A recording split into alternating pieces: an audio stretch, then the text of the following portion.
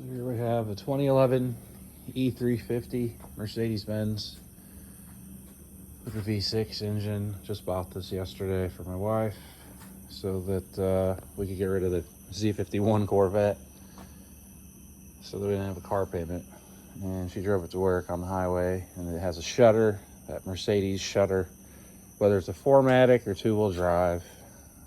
It's the same as that E550 over there. So this is what usually helps with that. I don't know if you have those issues, but if it feels like your trans is slipping or is hesitant or there's definite vibration, especially if you're holding the pedal steadily, and you see your RPMs kind of jumping around, chances are your trans is slipping. It could be a torque converter.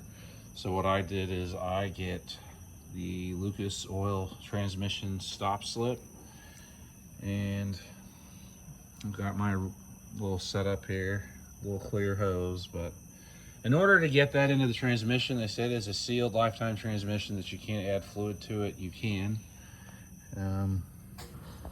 Right where my hose is going down to, right there at the bottom.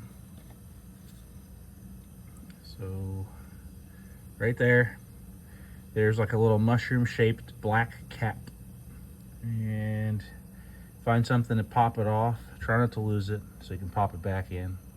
And that is where you add transmission fluid. Whenever I take these off, they usually break because there's little plastic components underneath the little rubber cap.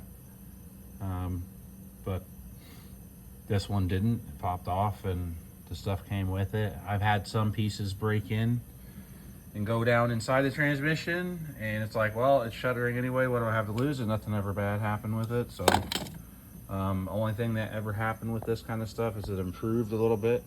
So what I have here, just explain the setup real quick. It's I have a funnel, and then I didn't want to stand here and hold it. This stuff is very thick and it moves very slow. The car is hot, and I used like a one-man brake bleeder tube, and then I've got it winding down right into the top of the transmission. So yeah, I'm gonna see tomorrow if this does anything. She'll let me know in a hurry. That Escalade's got problems. Benz, and then there's my daughter's E350, same year as this, same color, same shutter. Just bought that 2 days ago, so we're gonna see if this does anything.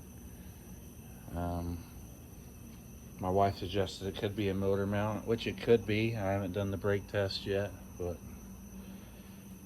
yeah, Mercedes aren't expensive per se. I mean, they're expensive to buy, but expensive is to maintain. So if I was going to a shop, I mean, even for that Escalade over there, just to change the two rear coil springs after I changed the shock absorbers and changed the front strut mounts and everything, and or the strut and the coil spring, all that, they wanted $1,800 just to change two springs in the back. That's it, $1,800 just to do those two springs. They said that my upper and lower control arms in the front are real bad, and they want $2,600 to fix that, and I ordered it for 184 parts delivered. So you got to work with what you got. If you don't have the money just to spend at a shop, or you don't want to spend money at a shop, or you're trying to save a little bit, you do what you can by doing this kind of shit.